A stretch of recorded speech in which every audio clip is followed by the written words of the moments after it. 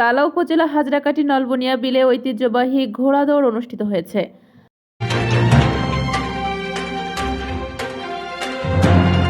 আসসালামু আলাইকুম দর্শক, সকলকে আমন্ত্রণ জানাচ্ছি বিবিআর নিউজ সংবাদে। তালা উপজেলা প্রতিনিধি মোহাম্মদ জমির উদ্দিনের পাঠানো তথ্যচিত্রে দেখুন বিস্তারিত।